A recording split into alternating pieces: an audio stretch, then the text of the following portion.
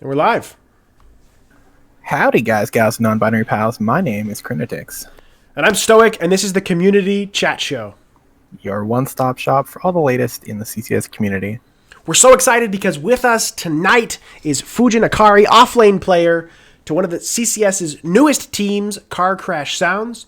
So without further ado, Fujin, welcome. Tell us about yourself. Hello, hello. Well, as you already said, I'm the offlane. Wow, I'm already forgetting how to speak. I'm the offlane character for Car Crash Sounds. I've been playing in pseudo competitive HOTS since about November. Got started on Girls Gang Squad and just kept trying to get on a team and kept not getting on a team and kept casting like a fiend everywhere. And eventually, someone actually decided, you know what? She might actually know enough about the game, so we'll try her out and see if she actually can control a character. And it turns out I can, relatively anyway. Excellent. Nice. You just threw a ton of things at us that we'd love to dive into. Let's start like at the beginning. Like where did when did you start playing HOTS or get interested in the scene? So that's two very different answers, actually. So I actually have been playing infrequently HOTS since Alpha.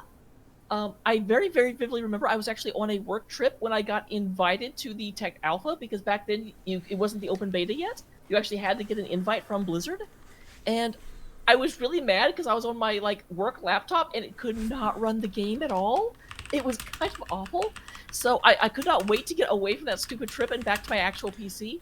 And I played like crazy. I was actually a Stitches main back in the alpha when Stitches was ridiculous. He just he had so many hit points. People would literally run out of mana trying to kill him. It was hilarious. And then I kept drifting in and out of the scene continuously. I always watched professional StarCraft back in the day, watched Heroes of the Dorm, watched HGC, but my friends were always lame and they never actually wanted to play enough to be a team, and I did not realize at the time that NGS and Heroes Lands were a thing. So I never found other people. I kept just actually waiting for my friends to get good enough and interested enough to be able to play with me. And then finally, I ditched all my friends because they sucked. And I actually originally went into the Heroes Lounge. You can sign up as a free agent. And they assigned me to a team in Division 1. And I'm like, yeah, no. And they're like, well, you don't have all the games you need. So we just went ahead and assumed you were amazing. And I was like, yeah, I'm leaving. This is not fair to these people. Wow. Did you play a match with that team? Absolutely not. Oh, okay. I knew I was not that good. And it was so sad because you needed like 150 matches and I had 142. I thought they would actually combine your like Storm League matches with your Heroes League and your Team League, and apparently they don't. That's kind of strange. So yeah, they were just like, well, we just assume that you're at 3,000 because we don't want people to be able to smurf. But I was still like, if you had asked me, I would have just sat the season out instead of putting me on a team, and I'm one of the 6 people and I have no business being there. So instead, I just I casted a little bit of NGS right at the end of season 10. Casted insane amounts of Heroes Lounge, and like I said, it was actually Kai Berries that just continuously messed with me because I kept kind of complaining about how I wanted to play but I couldn't. And she's like, "Well, go to Girls Gang Squad." And I'm like, "Yeah, but I'm not good enough." And she's like, "Just go." And finally, I guess she harassed me enough that I signed up, and 1 week I played, and then people found me, and it was amazing. Wow. So before you just like casually name dropped Kyberries, who's like a pretty big deal in the hot scene, relatively to most of us. And I know you guys are like pretty active, like chatting each other on Twitter. Like, how did you guys meet? Have you guys met in real life, or are you just online friends? No, we're just online friends. I actually have basically never left my house because I'm a massive introvert. Um, and yeah, I'm just casually name dropping Kai berries, whatever. But no, I've never run into her in real life. I guarantee you we will if BlizzCon ever happens again. But there were a lot of people that were very big in the streaming scene because I've been around Here's the Storm for so long that they've all seen me in chat, and they've all just seen the fact that I'm super active. So I don't. It's one of those things. I don't know if we're just friends the same way she's friends with all of her regulars in chat, or if I've been around long enough. Like, I don't want to put words in her mouth, but she definitely will. I can definitely vent to her about random things that are bothering me, and she's just like, okay, do this. She's kind of my life coach, a little bit like Heroes of Fitness, where we're just like, okay, here's your diet, follow it. We're going to check up with you every day. Not that she needs to go on a diet. Let me make sure that I'm clear about that. No, that's awesome though. So you started in alpha, and you were Stitch's main, but your friends. You said your friends were too lame. They didn't want to play competitively. And then, what kind of, like, when did the casting kind of start? So, that's a long and interesting story. Officially, it started in November. Although I've always just had a thing for being in front of the camera, talking to people. I've done a lot of just other stuff over the years, but nothing Heroes related. I had a YouTube channel for a little bit, but it's not updated. Don't ask for a link; you'll be disappointed.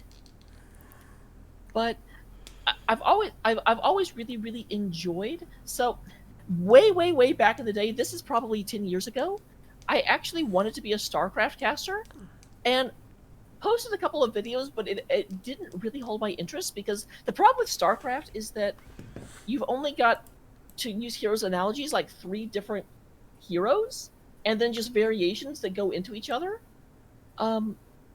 So it very quickly became samey, and I wasn't good enough at StarCraft to really be interested enough to maintain that. But with Heroes, there was so much different variation. I wanted to try it out, and I've been doing it for relatively regularly for all of 3 months. Woo! So that's interesting, I hope. Yeah, give us a little bit of a taste. What are some of these other things you said you've been involved in, like these precursors to being a Heroes of the Storm caster? So, well, like I said, I did do a little bit of streaming back in the day. I had a YouTube channel. I did do a little bit of StarCraft casting. Probably the most interesting thing that I ever did, like from back in the day, is years ago. I'm talking probably 15 years. There was actually a Magic the Gathering. So, Magic the Gathering, there, in the chronology, in all the stuff that was done in the setting, they had this big war where the legions of Phyrexia invaded Dominaria, and while these blocks were coming out, there was a big debate among all the Magic community about who would actually end up winning this war. So a bunch of people went onto the Blizzard forums, the Wizards of the Coast forums, and organized what became the Coalition war game, where you would just have an army, and it would run into the enemy army, and you would write out tactics and send in what your army was going to do. Was it going to hide in the bushes and come out from the side? How were you going to hide your angels up in the clouds and have them dive? What were you actually doing with your army? And I ended up becoming the game master of that game. So every week people would submit in their army strategy, and I would have to figure out what happened and then write the summary. Okay, your troops returned back. Here's what they ran into. Here's what happened. Here is your updated army statistics, because all of your guys would not come back. By the way, Coalition won. So you were like the dungeon master for this essentially D&D campaign, but in Magic the Gathering universe, and it's all text based through a forum. Yep, absolutely. The only real difference is that I played a lot of D&D. Usually have about 6 characters in D&D. This thing had, I want to say, 35. So there was a whole grid map running around, and you'd organize where your army actually was. Phyrexia would try and destroy Coalition bases. It was very intense. I did it for 1 season, and I was like, I am done. Because you can imagine, no one wants to lose, and convincing people that you're not biased was a lot of struggle. True. Wow, that sounds mind-boggling to try to wrap my head around. So I kind of want to take a step back and just like you said, you got invited to the technical alpha of HOTS way back, however many years ago that was. Was that, how did you get in? Like, was that a sign up, or was there someone in Blizzard that invited you, or? So the honest answer is I'm not sure, because okay, so it wasn't a you submit in and they like send out invites every week, but I got in super early, and I actually know I was dating a girl at the time that was like friends with a Blizzard employee, and I have no idea if that Blizzard employee pulled strings to get me moved up. It could have been, it could have not been. I kind of think it was just luck of the draw, only because I got in before she did. So That's awesome. That led to an interesting circumstance, because of course, as you guys can probably imagine, whenever one of you has access, the other doesn't. The other one is just like, okay, give me your password, I want to play. Okay, give me your password, I want to play. So there were definitely instances that I think have actually happened with Stoic and Summer, where someone would look at my like play history and be like, oh, play this here, and I'm like, I actually don't know how, that's someone else. Interesting. So what was the game kind of like back then? You said you played Stitches, but I mean, the earliest I played was in beta. I assume the alpha was even more bare bones than that. What was kind of like? So, the things I remember the most about the alpha, one, the most hilarious thing, so right now when you first log into the game, they have Uther show up, and he'll there's a tutorial with Uther and Raynor, and that was in there, but they didn't have Uther's voice actor yet. So it would go in and you log in, and there's just some guy on the dev team being like, okay, hero. It was ridiculous. And they actually said in like the intro letter, like, no, this is not his final voice, this is the alpha. Obviously Heroes League and Storm League were not a thing yet, so you only had quick match. I remember there was a quick match tournament, or there was a tournament in the very, very early days of alpha. And back then everyone would just queue up their heroes, and like you had to like, I don't even think custom games were a thing. If they were, you just basically had your heroes and you ran in to the other team. So, because remember, quick match would actually let the same hero be on both sides, so there was no banning. And I remember there was a team that was in Heroes of the Dorm, and they talked about the fact that they did really, really well until the Storm League actually came out and bans were a thing, because they just knew 5 heroes and that was it. They never branched out because they never had to before like bans existed. So they just knew this one comp, and as soon as bans came out, people just like banned out their heroes. They had no idea what to do after that. What was it about the alpha experience that made you like latch on? Had you been playing MOBAs previously? Are you just a lover of the Blizzard IP? Short answer, yes. Long answer, I have tried to play League of Legends, and I could just never get into it. The big issue, and I'm sure I'm just sort of like repeating a lot of stuff here and not shocking anyone, but I could not stand that you had to play a PvE game for 20 minutes. Because back then, I think they've actually shortened league games. Back then, the average league game was like an hour. And the first 25 minutes of the match were just going out and doing last hits on the computerized minions in order to get gold. And that I just got bored out of my mind. I was also not very good, so when we actually got to the team fight, I never felt like I was contributing. And the big change in Heroes, I didn't know what I was doing back then. Basically, it was Blizzard's Heroes Brawler, so you just ran around as a group of 5 and just fought the other team, but that was great. The thing I loved the most about League was the actual team fight section. I just hated waiting to get there.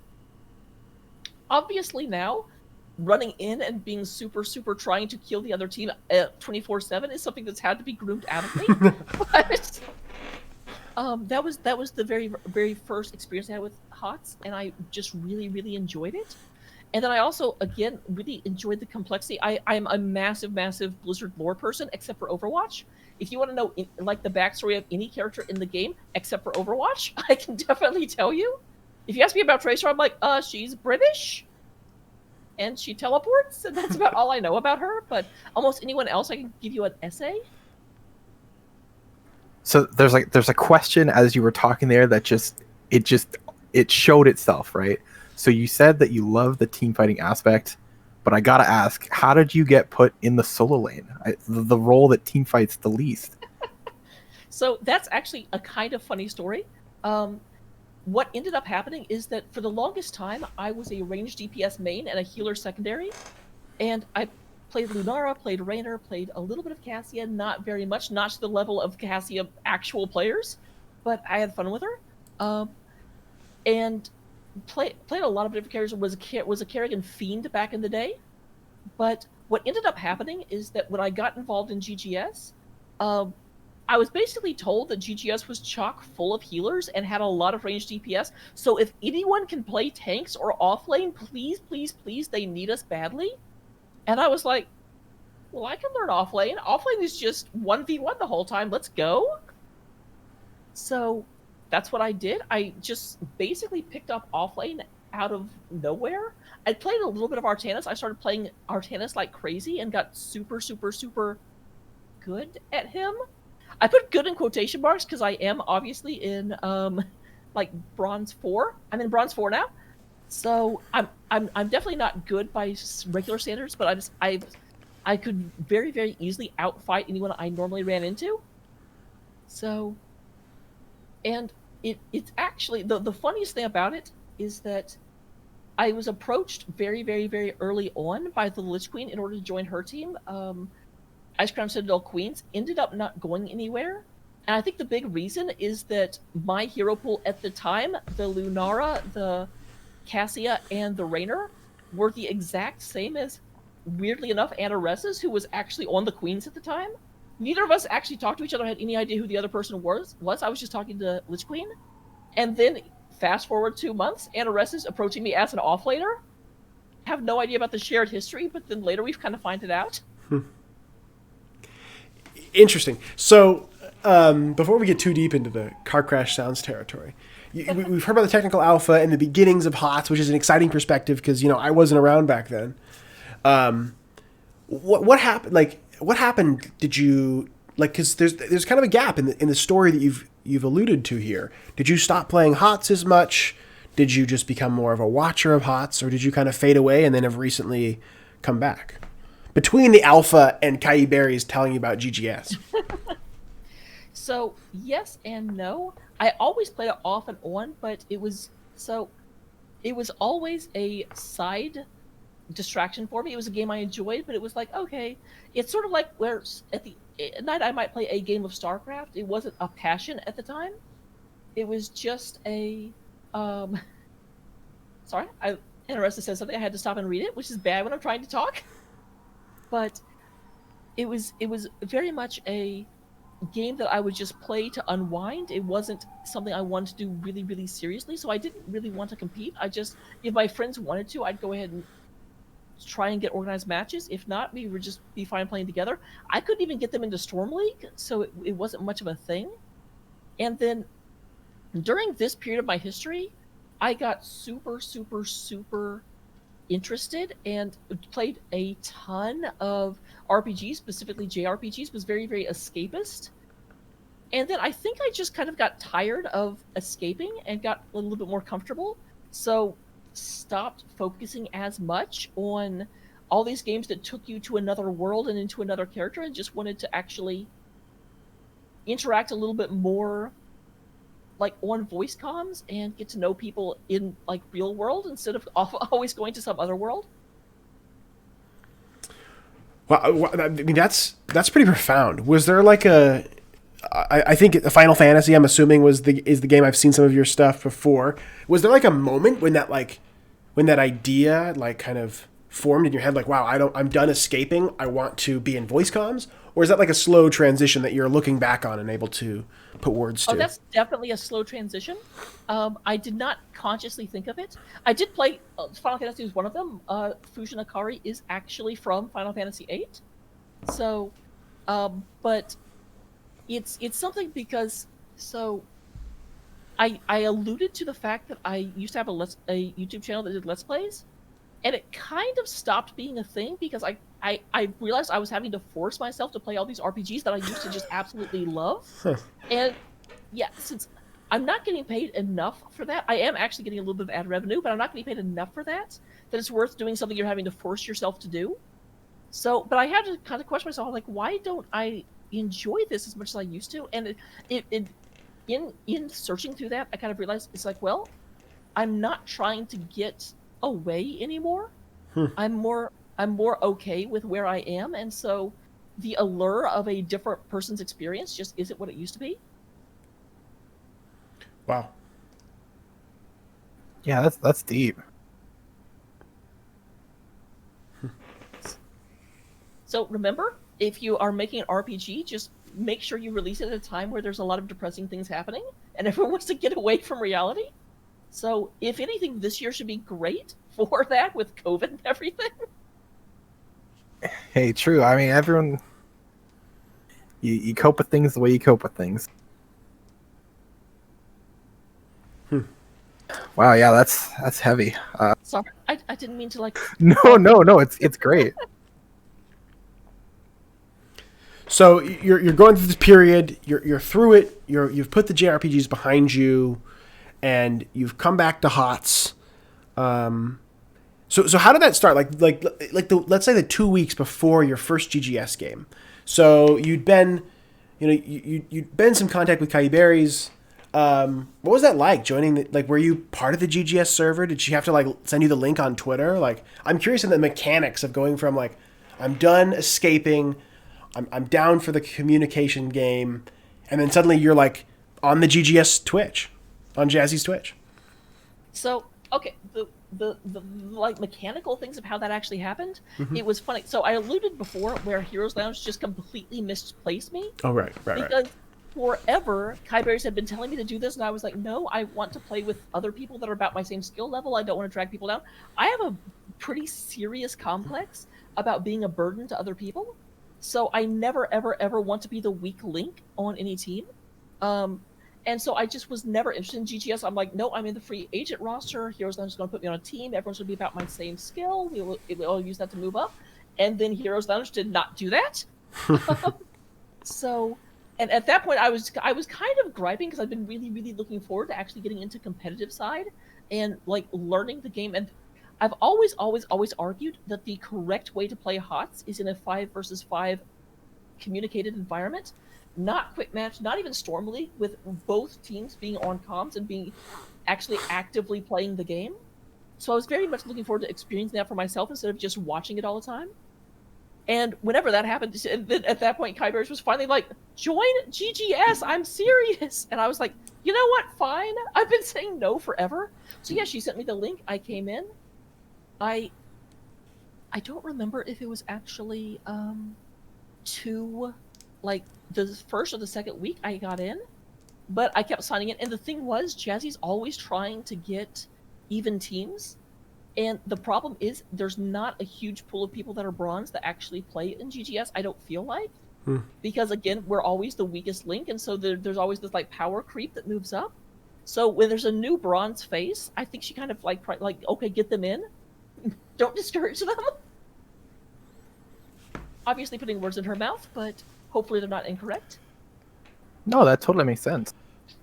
So what was that first kind of game in that super coordinated environment, or the first series or set like? Oh my, I was so intimidated. So my very first game, I'm going to name drop again here, but my team was Kai Berries. Just randomly, she ended up on my team. Traxix, who is amazing and a murky terror, and Breakwood. So needless to say, I didn't actually know Traxix going in, I just knew she was good. But I knew who Breakwood was for sure.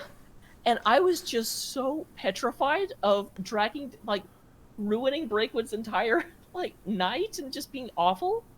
And the very first time the first week I played, and actually the second, I was just Lunara every single game, because they always tried to, counter out the most impressive players, and they just left me alone, and I was just basically following Breakwood around and throwing spears and things.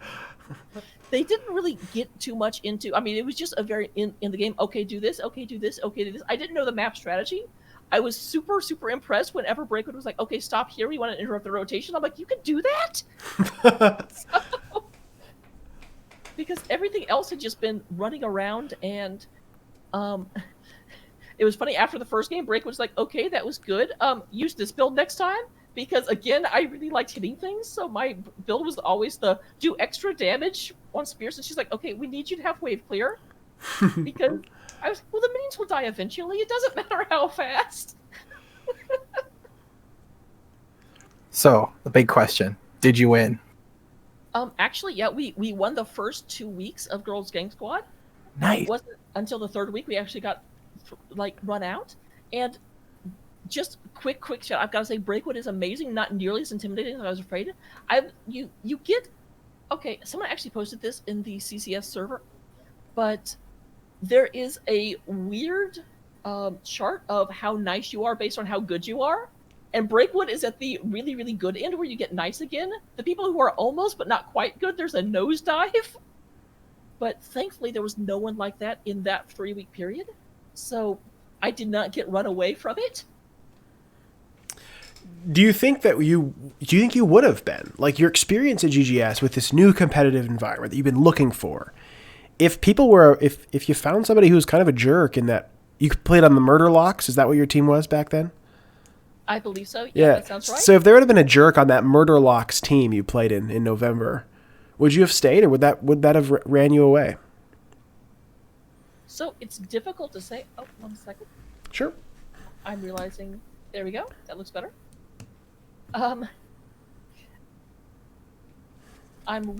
So I don't know that it would have definitely run me away from GGS. I probably still would have tried to stick around and be in a free agent pool and get someone that is roughly at my same level.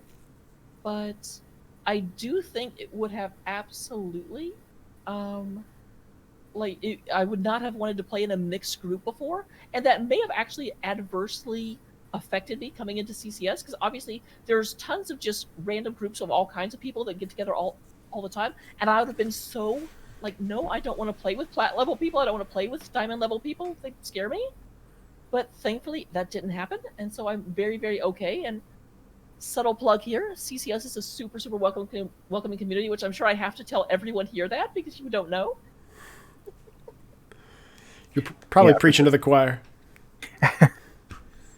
Yeah, but I definitely can understand how, especially like as an introvert, like I'm fairly introverted myself, that sort of first response is pretty important as for the sort of like reception in the community. So, when did you say, like, what was it like? You did this, you played with the Murderlocks, you did well, you won 2 weeks, which is exciting. And then you said you posted in the Heroes Lounge. Was it Heroes Lounge you posted looking for a team? So yeah. So after I was not, so effectively, after I got misplaced in Division 1, I went in, I got 8 games of Storm League real quick. I think I lost 7 of them, but I wanted to get up to that 150 threshold so that I would be able to be actually placed correctly. And then I put in the sub roster, or the people that don't have teams, just, hey, here's who I am, here's what I'm looking for, And as Anaressa did point out, I listed myself as an offlaner because I've been learning offlane so I could be a little bit less samey in GGS, because like everyone's a healer and everyone can do ranged DPS. And got approached by a couple of people. Like I said, the only 2 I remember at this point are Anaressa and Lich Queen. Lich Queen has adopted me and is like constantly running around, but she never invited me to join her team, and that's okay because I'm on an awesome team now. So there. Okay. Also, just subtle brag.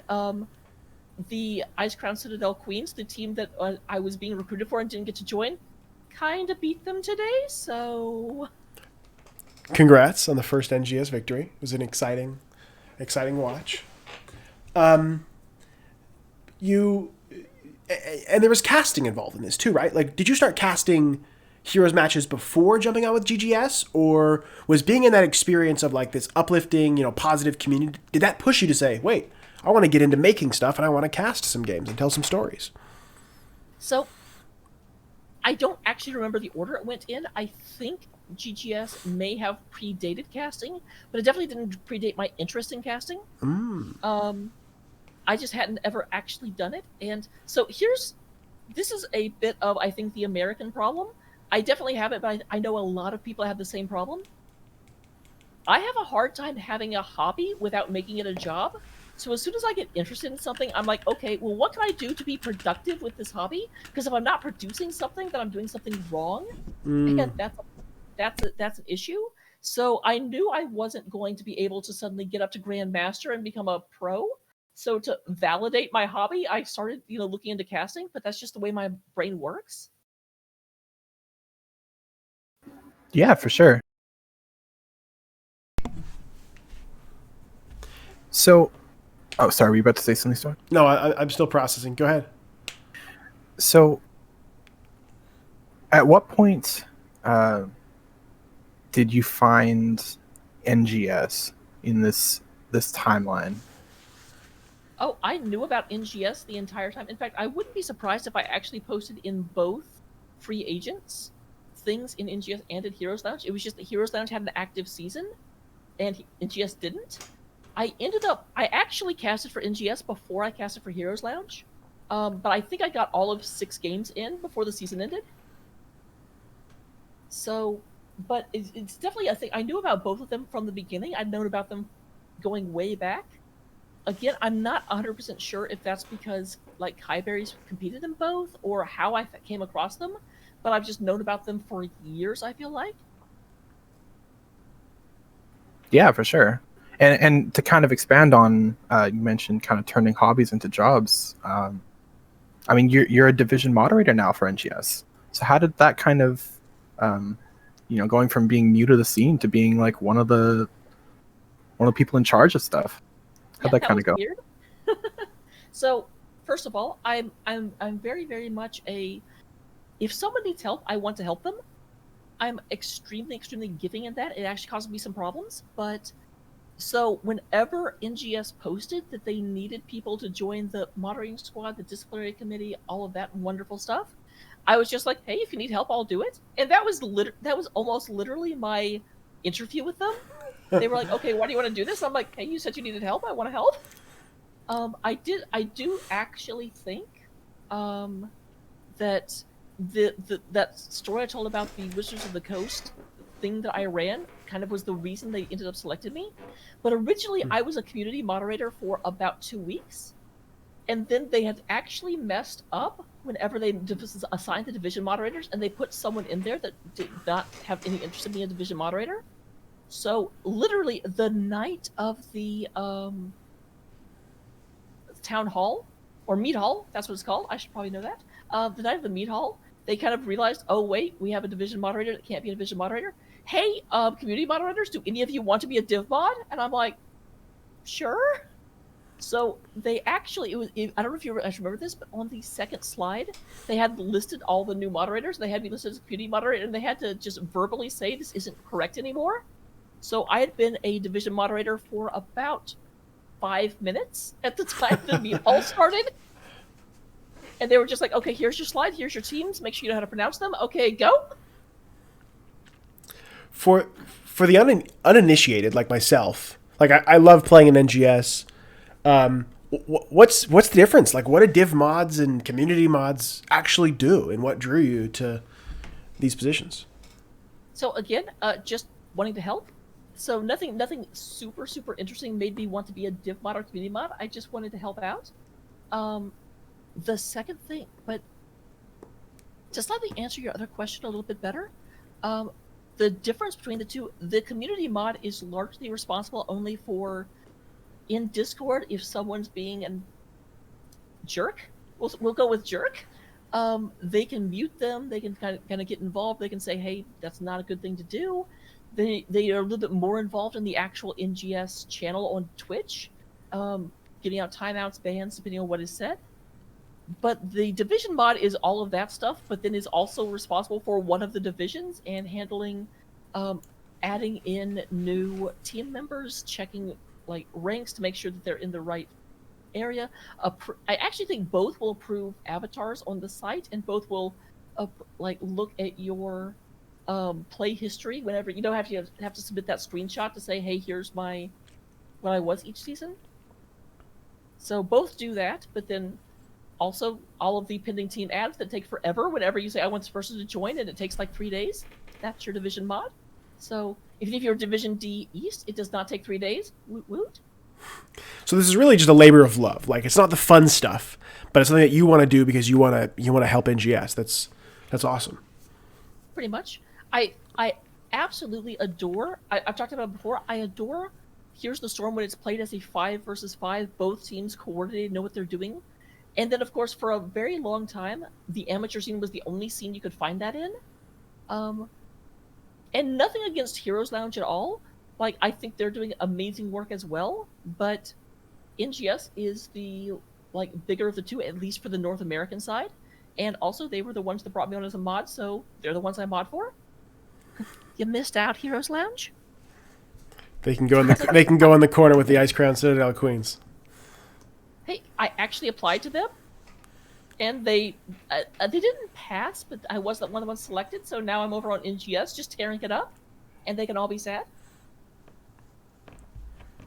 So, you mentioned before being more introverted, but this seems like, as far as a PvP game where you got to talk and interact with 9 other people, I mean, it's only been a few months now, right? Since November, you've played on multiple teams, in multiple events, joining multiple communities. You're moderating one of them. How are you feeling about all this? Like, as far as the overall load. So the interesting thing is that when I talk about being introverted, I mean that in a very, very person-to-person social context. I can't go to a big party. I don't do well in massive gatherings. If I need to recharge my batteries, I have to be alone. So this COVID thing is great for me. But I do think between March and November, the complete lack of seeing anyone. Actually, wait, I can do this. Complete lack of seeing anyone except for my cat. Yes, I'm bringing you up here. Stop grabbing the. Was very much starting to wear on me, and I just needed more social interaction. I needed to deal with people, talk to people. Deal with people probably sounds a little bit the wrong way, but. And this is Bug. Hi, Bug. Bug is adorable. Bug is very cute. Bug is very sleepy. I'm just gonna go right for it here. There's a huge difference in this what you're describing here between this heavy escapism and this throwing yourself in during the midst of this pandemic, getting involved, and as Kryn listed off all of these things. Like, what was this huge switch for you? I don't 100% know. I mean, I have an idea. So this is where we kind of get over to the biggest thing is that there was a fairly major lifestyle change that I went through at the very, very beginning of 2020. And it ended up making me feel a lot better about where I was in life and kind of led me into being more comfortable interacting with other people. I realize I'm being very, very vague, but... No. It's... And is HOTS, I guess, like a way for you to... Like you said, you have this more comfortable interacting with other people. Is HOTS a way for... Is that like a expression of it being easier or a training ground to continue to practice? If that's a fair question. I mean, the answer is obviously yes to both of those. Okay. So it is a way to be able to be on comms and talk to people and have social interactions in a time that's very, very difficult. But then it's also a place where I can actually because I've been playing this game off and on for 5 years. I think it came out in 2015, and I was Bronze 5. So I obviously was not playing it correctly. So I definitely wanted a way to... If I'm going to put this many hours into something, I want to be good at it. And I wasn't. So this was very much a way and an excuse for me to be able to kind of jump in there and really be able to find a way to get better in a way that I wasn't being able to do when I was just solo queuing. So to a certain degree, it was like, let me find other people and learn off of them. And hopefully not be a burden because that bothers the out of me. I can definitely get that. So in this learning from other people, you've got people like Kai Berries, you got GGS, you've got Your squad and CCS, Anaress in chat dropping some love. You said you watched HGC, watched Heroes of the Dorm. What's your relationship with the pro scene of HOTS today in CCL or in Masters Clash? So it's interesting in that I didn't have one other than the fact I was a viewer for a very, very long time. The highest I ever got were people like streamers like Kyberry's Mockery, like getting to know them, but I never knew any of the actual pros. Um, that has changed a little bit only because of my involvement with CCS. Obviously, we had people with Wildheart, and I was involved in the trailer for that, so I got to talk to Goon a little bit. I got to talk to Unaverted. So I've moved up a little bit. I don't know how much of their experience is really rubbing off on me. Probably not a lot because we don't talk about HOTS hardly at all. But in terms of I was a viewer. I definitely watched CCL every single weekend. For quite a while, I actually would on weekends our sessions tend to be 1 to 4, and I think the cutoff at 4 was largely because of me in the beginning, because I was like, okay, at 4 o'clock CCL starts. If we keep playing, I will be very distracted and not be putting in my all, because I am not waiting for VODs. I am watching that live. Were you wanting to watch live the moment these plays were happening because you love watching that 5v5 competitive HOTS, or were you watching as a student, trying to learn from the little things that are going on? So initially, definitely, because again, I watched Here's the Dorm and I watched HGC for years when I had no interest. I shouldn't say no interest, but no plans on being competitive until my friends caught up. Okay. So it's definitely I want to see these teams. I want to understand what they're doing, but it wasn't a study for me to try and get better initially. But definitely, ever since I've gotten more and more involved in the competitive scene, I am getting both of those things out of it. I am trying to. I forget who said this, and it's going to be really embarrassing if it was one of you two, but someone talked about one of the ways that they train is that they will ask themselves periodically through the game, here's what I would do next in this situation, and if the pros do the thing they said, they're like, okay, my thinking is correct. If they don't, then they really stop and say, okay, here's an area where my understanding is not as high as theirs is. What is making them make this alternative choice?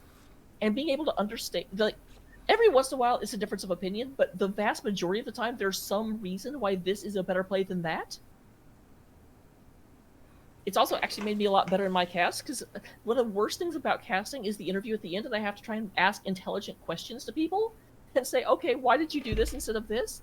And now I'm actually able to analyze their play as I'm casting and be able to ask very good questions like, in this situation, this is what was happening, what made you choose this thing? And then they tell me, and I'm like, okay, that's great. Jot that down. Put that in the book for later. I mean, it's just like, to just use an example, I had no idea about Sylvanas being the mercenary queen working on turrets until I asked someone about that after a Volskaya game, and they said, oh, this is why we prioritize her, and I'm like, fantastic. Yeah, absolutely. On the topic of plans, as far as like competitive stuff goes, I mean, your involvement in the competitive scene has kind of just skyrocketed over the past few months. Do you have plans now that things are developing so quickly to go to that next step? Like climbing the ranks, getting into like better and better teams, maybe even taking CCS 7 to the pro scene, so to speak. Like what do your plans look like right now for competitive HOTS?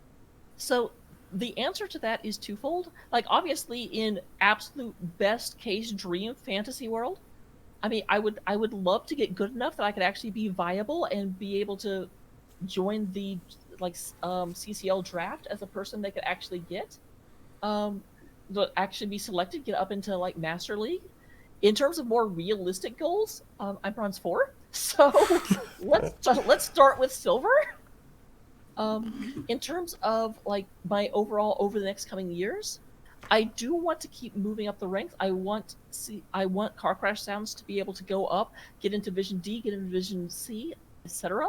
I do not know. I know that I don't know how far they are willing to go.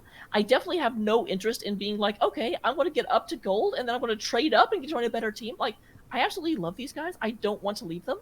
So I'm hoping that all of us just want to stick around and move up together, because it's going to be very, very hard if we get to the point where I'm like getting up to the point where they can't have me around anymore because my rank is too high.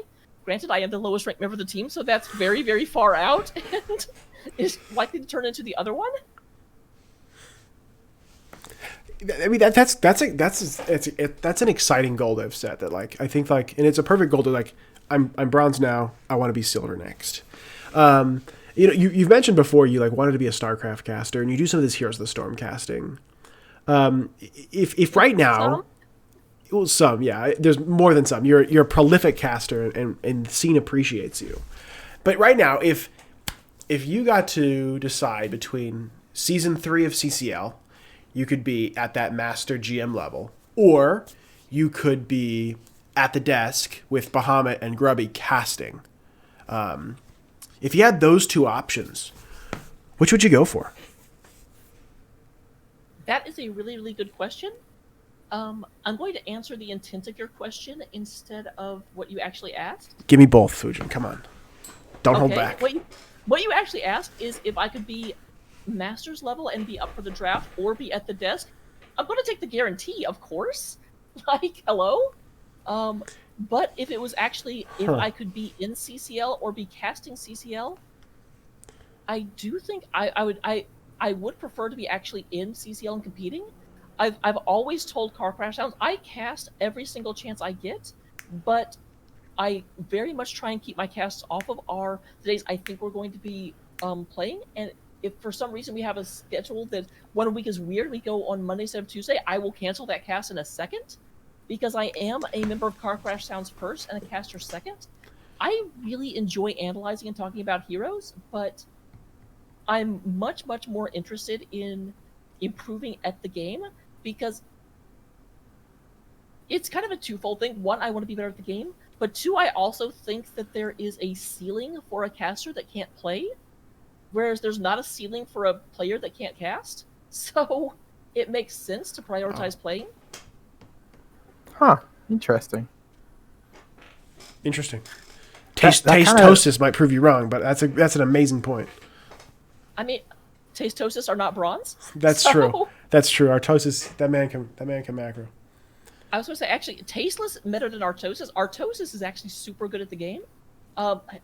Just as a gentle reminder, he's actually competed in GSL. Tasteless has not. It's true.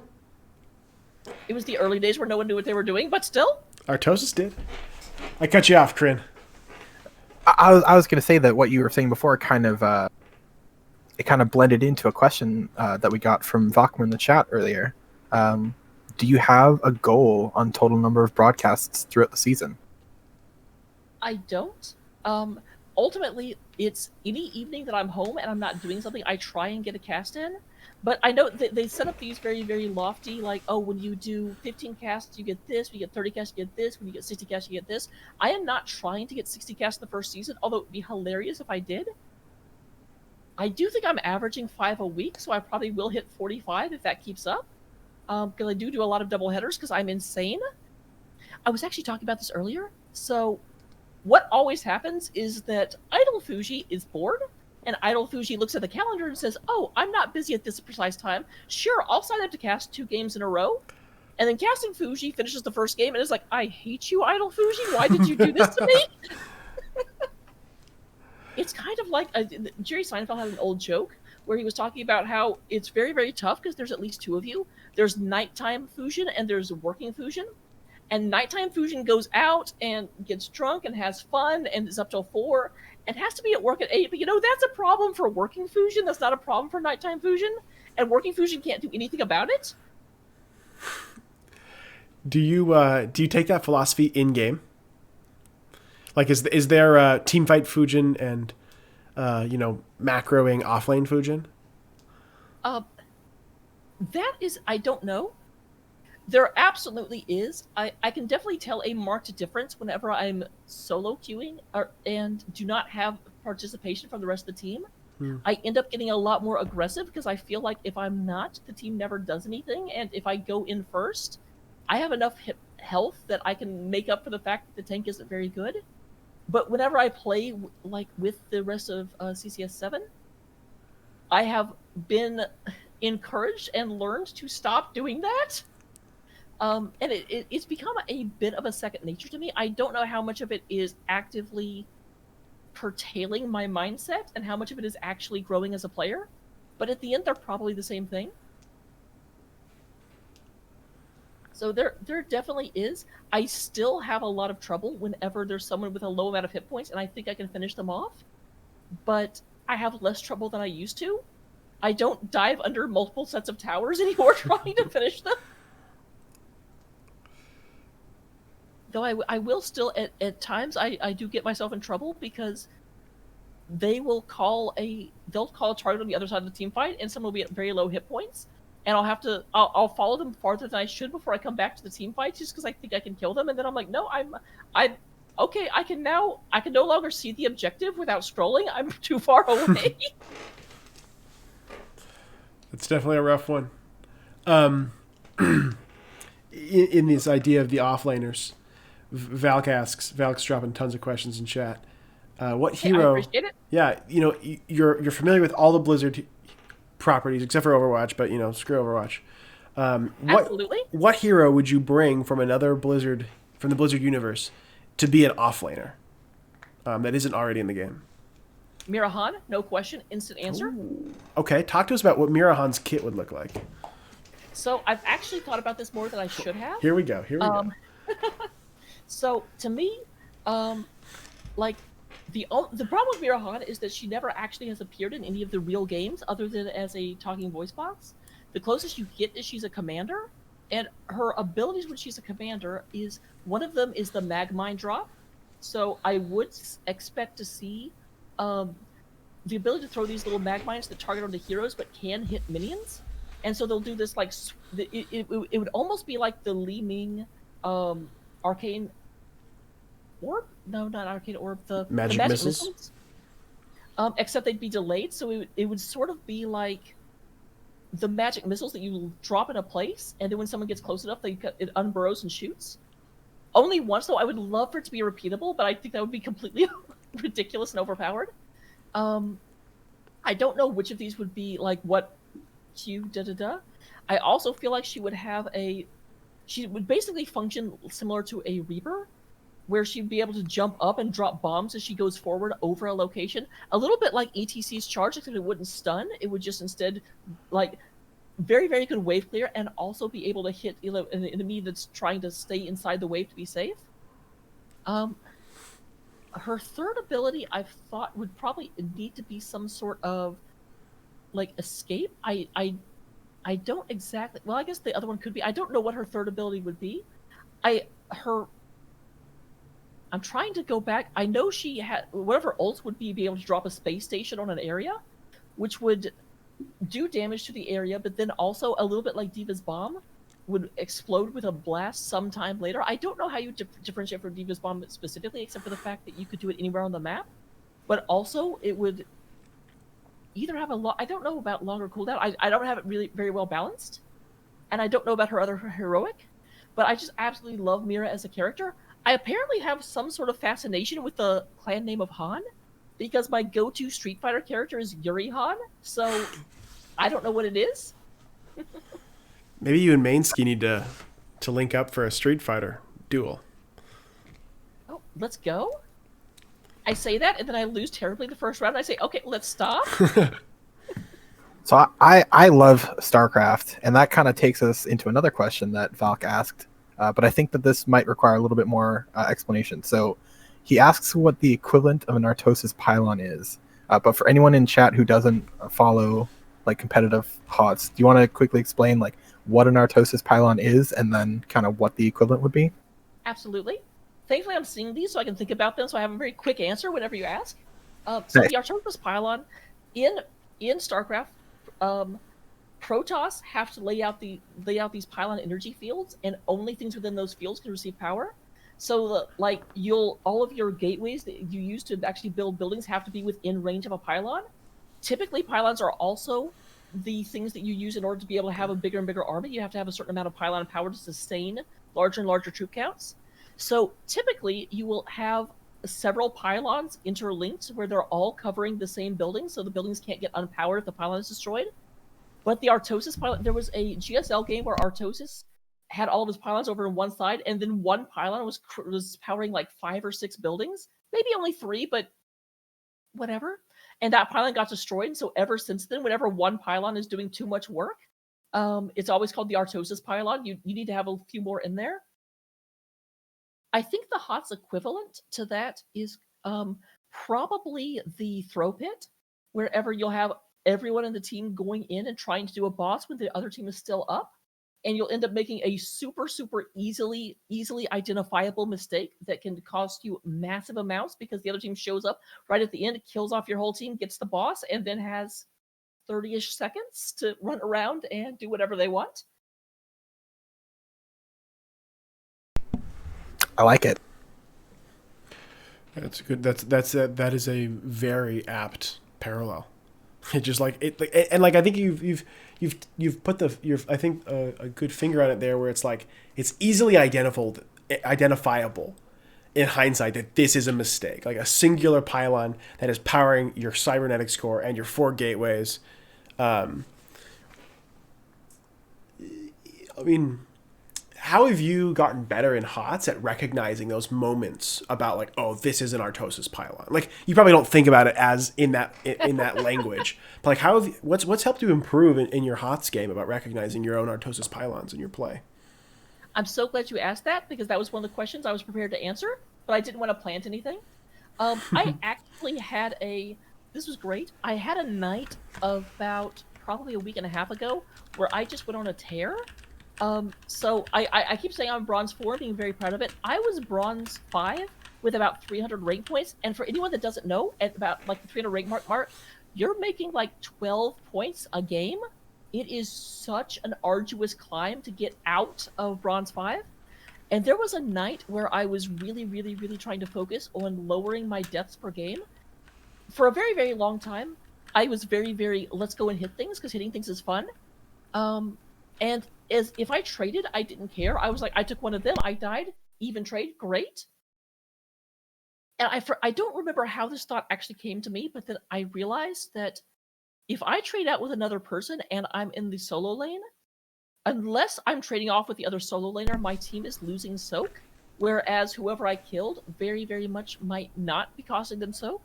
So even an even trade is not even in that respect. So I need to do everything I can in order to lower my deaths to as much as they possibly can. Damage is only valuable if I'm not unnecessarily suffering for it. A kind of like corollary to that was realizing that driving a person off of their lane is nearly as good as killing them. Like, killing them obviously drives them off your lane, gives you experience, it's better. But just doing enough damage that they don't feel safe to be able to come out and get that soak is almost as good. It's like 90% of a kill. So those two realizations and realizing, okay, if they're low and they're getting back to tower range, just turn around. It doesn't matter if you get the kill. If you then have to hearth immediately afterwards, like, it's way better just to be like, okay, chill back at your Moonwell. I'm going to be getting soak. And that small change and realizing that at any moment I need to be evaluating what I'm doing and what level of danger it's putting me in and reduce that wherever possible, is like, I played 13 games over the course of one night, and obviously whenever you're solo queuing in Storm League, the result of the game can't really determine too much. Like, you could be a great player, have terrible teammates and end up losing. Opposite could be true. But just as a random aside, or this isn't really evidence, but of those 13 games, I won 12 of them, and just forced my way out of bronze 5. Got to bronze 4, fell back into bronze 5, got back into bronze 4. So, but I'm not going back to 300. That was awful. For sure, yeah. No, congrats. That sounds like one heck of a grind. I do have to share this story. It was great. So, I was reporting back in because that was one of the focus things I was trying to do, and I was just letting people know my progress. I gave kind of the exact same thing about, win-loss doesn't really matter so much in Storm League. Only I didn't say the second part about what my actual record was. I just left it at that and let everyone think that I had just been doing this like terrible, terrible, terrible bit. And then of course, at the end I was like, so I think I learned a lot. I think I did very, very well. Unfortunately, at the end of the night, I did end up with a lot less Storm League points than I started with. But fortunately, there's a 4 in the middle instead of a 5. Awesome. You've talked a little bit about why. So you've kind of already answered this, but I'd love to hear it like explicitly here. Why do the climb? Like why? Like what's the motivation behind turning that 5 into a 4 for you? There's a couple of them. One of the big ones is that when I very, very first got placed into Storm League, ages ago, I was Silver 5. And the fact that I've fallen and like gotten worse at the game, I don't know if it was just that I had good quick match MMR or what it was, but the fact that I'm no longer at the level it thought I was, I want to prove the game right or wrong or something.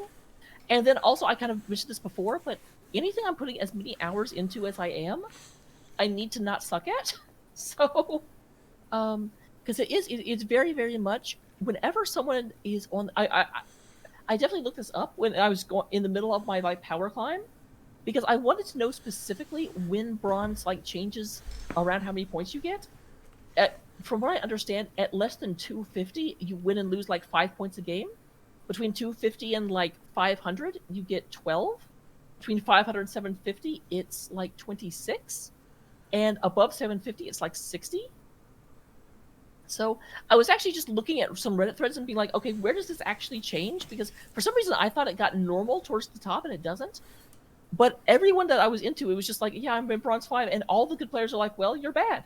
Like, and I was like, I don't want to be in the immediate write-off as irrelevant group. So yeah, that definitely makes sense. Because they're very much there's people always that will come in and say, well, no, it's not that I'm bad, I just get really bad teammates, and that it is possible you can just have the worst like ring of luck in the world. But what I've got to say is that if you are at a lower rank than you think you should be, there's something in your play you can improve. I'm not going to say that all of your teammates are amazing and wonderful. I'm not insane, but I think we've all been in those solo queue games, and we always know the person that blames their teammates the fastest is always the worst player every single time. So the faster you go to, I'm only losing because of this guy, the more likely there's problems in your play you're just not being willing to look at. Very true. So we've kind of gone over the story of you coming to HOTS. And it seems that this was a very, I don't know if natural is the right word, but you seem to kind of fit right into like the competitive scene, the communities. Is this something that, like, way back before HOTS, have you played another game competitively in this kind of format before? Definitely not in this format. So this is a weird story. I'll tell you before I go into it. So I told you about I was dating a girl that was like related to one of the Blizz devs. She is hyper competitive, like insane levels of competitive. Everything she do, she has to be dominating something else. Like, if she was playing Farmville, she would find a way to make a leaderboard for Farmville just so she would know she was beating other people. Farmville. She's the one that had me playing Street Fighter. She's the one. She actually dragged me into Call of Duty. I hate first-person shooters with a passion, but it's just that whatever there is, she wants to compete in everything possible. She's one of those that always has the DPS meter going in WoW raids just so she can know she's doing better than all the other damage dealers. And because of that, and because we were together for so long, there definitely is a competitive streak in me that has been fostered.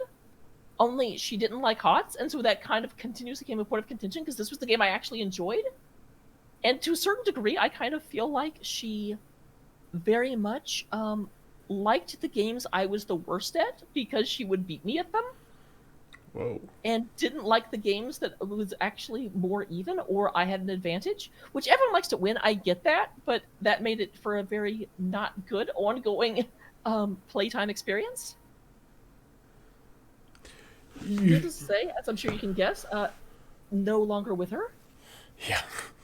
You've talked a bit about, and now I'm realizing this. Like, I think a lot of your talk has been, in my opinion, a healthy attitude towards progression and goal setting and winning and things like that.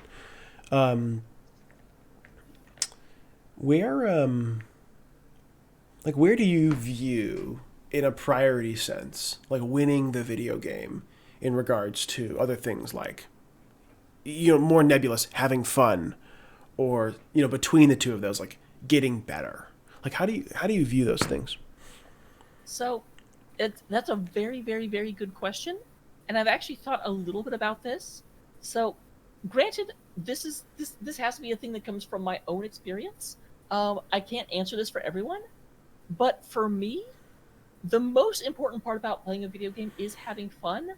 But with the important caveat is that in Heroes of the Storm, in a team-based setting, having fun has to be equatable to everyone. So, like, for me personally, if I can go off in the offlane and I can duel with the other offlaner and I can win that matchup, I don't actually care super much if the team wins or loses. But in a environment with like car crash sounds, obviously we have some very, very competitive people on the team, that people that really want to win, and because they are so focused on winning, then I feel the need and the obligation to move forward as much as I can to make sure I'm contributing as much as I can for that victory. Because if my definition of fun and their definition of fun is incompatible, then we don't need to be on a team together. And so it isn't, because I love these guys. I definitely want to not be a burden to them and not hold them back. And again, winning is fun. I also want to win. I don't think that I prize it as highly as some people. At the same time, though, answering it for the other side, at the end of the day, my goal is to get better at the video game, to be able to. Each individual game does not have to be a win. I don't need to have a NGS record of X in order to consider myself successful. I think everyone should have a personal idea of, here are my benchmarks, here's how I want to improve. My benchmarks should not be a win-loss record, especially in a activity that you don't have 100% control over. For sure, yeah. I don't know if I answered all over the question and I actually avoided saying anything specific, but It's interesting because you said that, like, at the end of the day your goal is to get better at the video game, but it also kind of sounds like, kind of going back to what you mentioned before, like, you really like helping people when you can, right? And with your team's goal being to win, right? Like, it kind of helps motivate you past just wanting to win the 1v1, to kind of take that next step to kind of win the game, right? It's interesting to kind of see the social aspect of the game. Yeah, there was a actually really interesting gamer personality thing that I don't know if it's scientific at all, but it definitely my actual results that came up, basically it were very super skewed. It ended up looking like a rhombus, where it rated you on 6 categories. I forget what the 6 of them were, but I remember 4 of them were almost maxed, and then 2 of them right in the middle were minimized. So you ended up with like a almost hourglass shape on my personality. So, and I remember one of the ones that was maxed out was competition, but another one was to be fair, this isn't about HOTS, so some of this doesn't apply, but being able to explore the world, being able to customize, being able to share the experience with other people. And then the ones that were minimalistic was the need to get every achievement or 100% the game, didn't care at all about that. StarCraft 2. I mean, fair. Fujin has 100% completed StarCraft, Wings of Liberty, Heart of the Swarm, Legacy of the Void, as well as the Nova Covert Ops missions. Wow. The funny thing about that, though, actually, is that at the 10th anniversary or 15th anniversary, I forget what it was, of StarCraft 2, they released a whole bunch of new achievements for the 10th anniversary. I've done maybe 10% of them because they don't show on your percentage complete, so I don't care about them. I want the badge to be like, oh, look at me. Interesting. Real quick, before it gets lost too deep in the Twitch chat, we had another question from Valkymer. In the interview after your match today, you and Anaressa referenced secret strats only. When do we get to find out what those secret strats are? Ideally, never. That's why they're secret.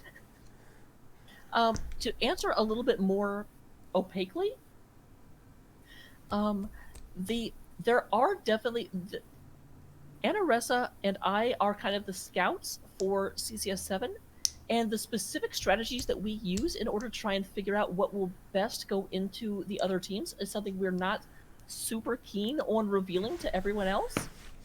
So, in terms of like, it's not going to get to a point where we're like, okay, here's what we're doing. Here's where you're leaving yourself available to be, for us to gather data on you. Here's the resources that we have available or what we've been able to find, because there's always people who are going to watch these interviews and we're always going to have another opponent. What I will say is that obviously none of the things that we're using are like mod tools in NGS, so it is all above board, I promise. Fair enough. When you approach scouting, because I've read some of your scouting reports, are you mostly looking to you like counter pick or deny comforts? And I mean that like in as broad sense of possible. Like, do you want to take away what they like, or are you looking to be able to give them what they like, but you'll have something prepared for that? So, I am not the one that actually does the drafts, so I can't answer that completely. My big goal whenever I do scouting reports is identifying which heroes. I'm trying to figure out how to answer this without giving away anything. Yeah, please don't. Figure out which heroes people are A, comfortable on, or B, working up in the future. And with that in mind, I am then able to, when we go into the game, be aware of what is likely to hit us so we can prepare for what may be coming, as well as be able to shut down comps that they may be doing. So it's kind of both.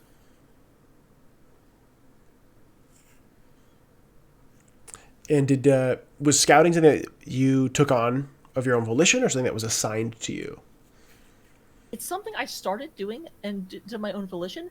So outside of the internet world, I actually work for a pharmaceutical company and am in the regulatory compliance division. So being able to look at spreadsheets, looking at incident reports, and doing root cause analysis of issues that arise is very, very much in my wheelhouse. So being able to analyze a lot of information and pick out trends is something I just know how to do, and so I started doing it.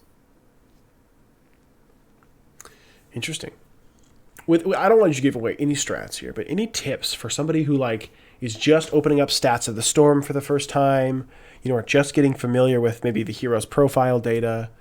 Any tips on like things to look for beyond the obvious of like sort by win percentage, like anything you could give to the would-be scouts in the chat? So the two really obvious things that are not as obvious as they should be. Number one, you want to look for what they are currently playing as well as what they have historically played. Because you can't just go in and look at their most recent Storm League games and be like, oh, hey, they're playing these heroes. You need to look at, very often Storm League is where you take heroes in order to get comfortable with them in a better environment. So those are very often the heroes that they're trying to work up as well as their comforts. But if they've really, really mastered a hero, they can go months without touching that hero and still be a massive threat with them. And then the other thing I would say is that the best information you can get is not necessarily something that is recorded in Stats of the Storm or in Hero's Profile. You need to look at a lot of different avenues for trying to find out what people are doing. And no, I will not say what those avenues are. Fair enough.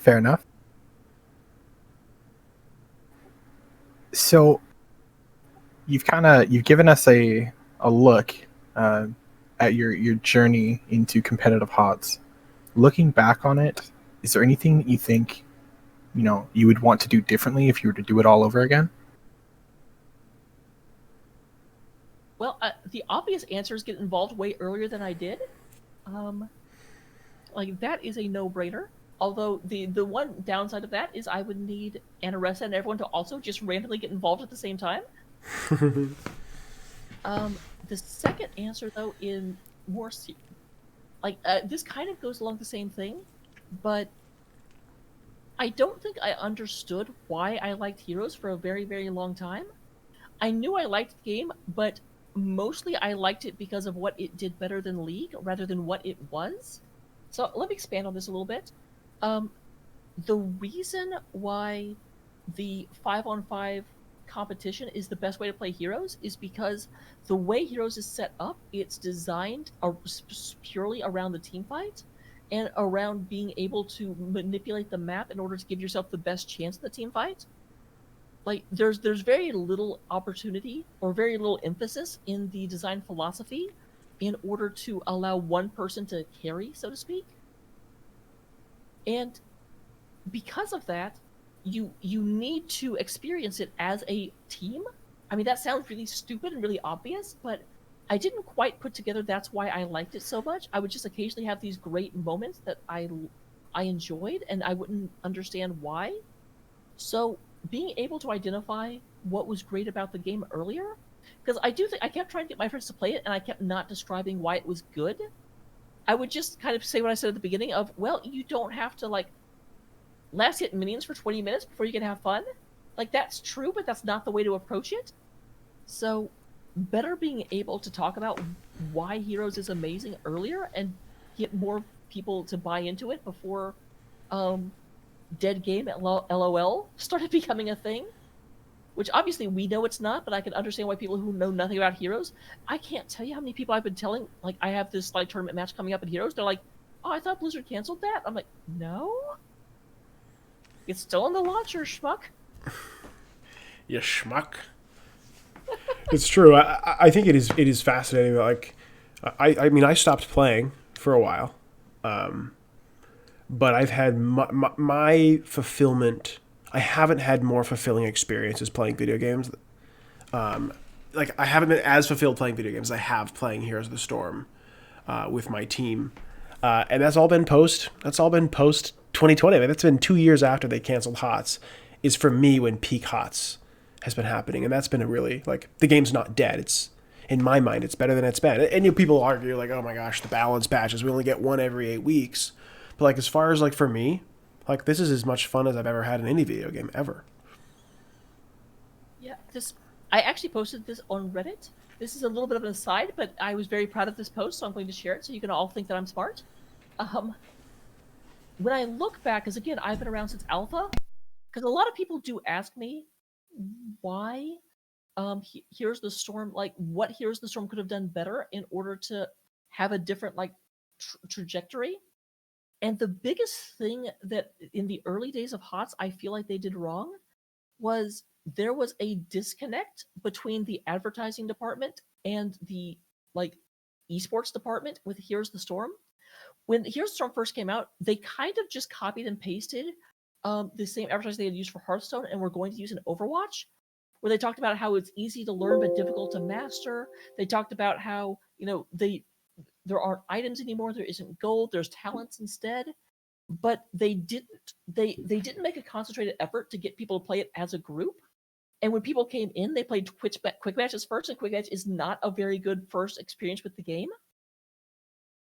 I feel like what should have happened in those early days is instead of trying to focus on the MOBA crowd that hasn't played a MOBA yet but is interested, because if you remember, that was the thing for Overwatch. They were like, yeah, for all the ones that are interested in CSGO but are too intimidated to start, here's Overwatch, the super like casual competitive first-person shooter. They kind of had that same vein with Heroes of the Storm, and so all of the hardcore MOBA community was just like, oh, baby MOBA, don't worry about it, it's not a real game. And then they turned around and put all of this money into HGC, into Heroes of the Storm. We're like, hey, here's this super competitive esport, and all the competitive players are like, well, no, it's not, because you've turned us all away by your advertising. Hmm. If instead the advertising had focused on kind of what I had said before, where it was like, okay, are you tired of playing the same map over and over and over again? Are you tired of playing your team? Or do you like playing as a group instead of as a by yourself for 25 minutes before the actual game starts? Here we've developed a MOBA built entirely around the team fight. Bring your friends over and try it out. I feel like that would have been so much more successful a way to approach it. Wow. That makes a lot of sense. Yeah. Activision, get in here.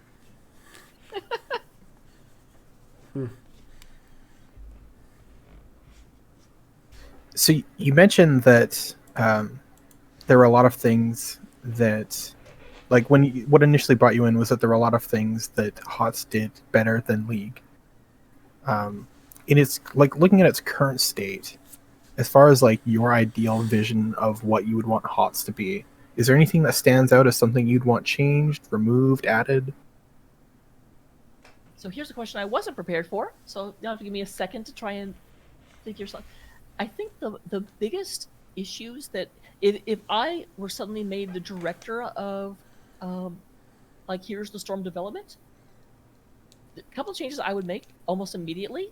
One, I do feel like CCL has shown that there is a vibrant competitive scene available that can be achieved purely through crowdfunding and sponsorship. You don't have to pour a huge amount of your own capital into trying to make this a thing.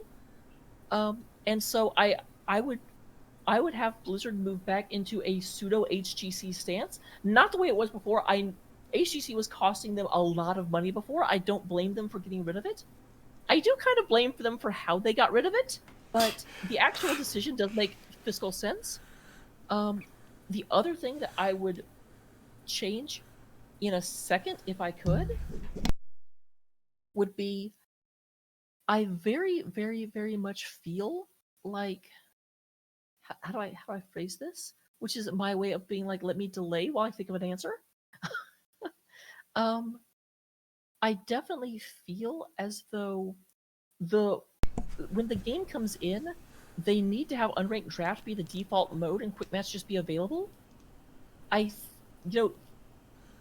think quick match has a very, very important place and should be in the game, but I think it's just such a terrible experience for the entering player, because you very often do have people playing the way Fujin used to, where you just run around and you find the enemy team and you smash your team into the enemy team and hopefully you win. And you don't get to understand the nuance and the beauty of the game in an environment like that. So I would also swap that around. And then the last thing this frustrates me, I would definitely bring back more interesting weekly events, because they definitely for a while they had like the Stitches pool party event. They did a lot of really kind of interesting stuff with the ARAMs. It wasn't just an ARAM every single week, but granted, I also just in general don't like ARAMs, so maybe I'm not speaking for everyone when I say that. No, for sure. I personally loved the PvE brawls where you would like go through the little story and like as a little pre-made group. Oh, that was great. Absolutely, those were my favorite thing, and also one of those features Mirahan. Man, there are so many questions I want to ask about the things you just said, but I guess the main one is I feel like Fujin. I feel like the brawl is perfect for you. It's literally just run at them and fight.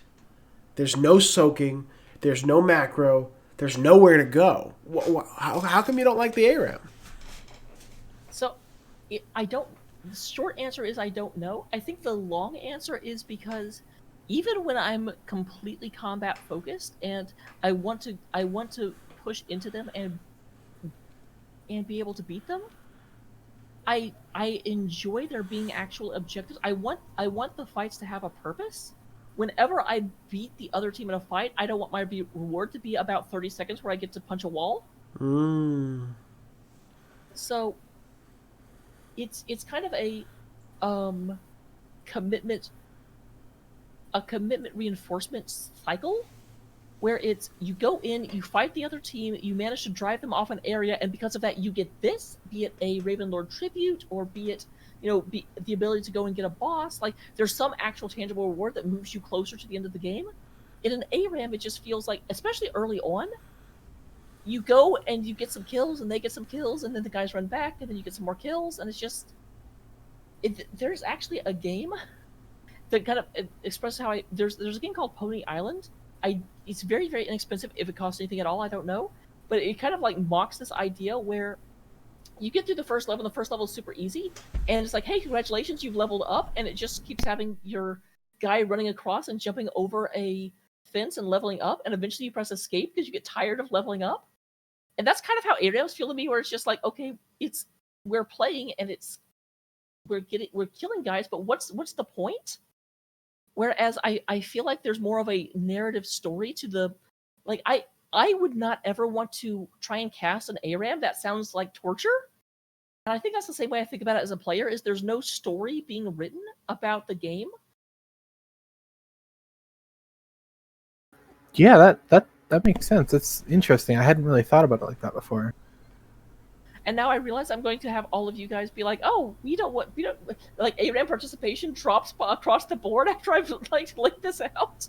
No, it is interesting to think about. I think though, like, I think it makes sense, and especially with what you've described to us here on the show tonight, like, storytelling is important to you, and the story of ARAM is just butting heads, and you've expressed that you like fighting, but it's very clear that this fighting takes part in a narrative that a HOTS game can show, or in a more complex way than just the ARAM. Yeah, it was actually a relatively easy sell for me to go from, because so when I very first started with Car Crash Sounds, I did not know how to play a single double soaker.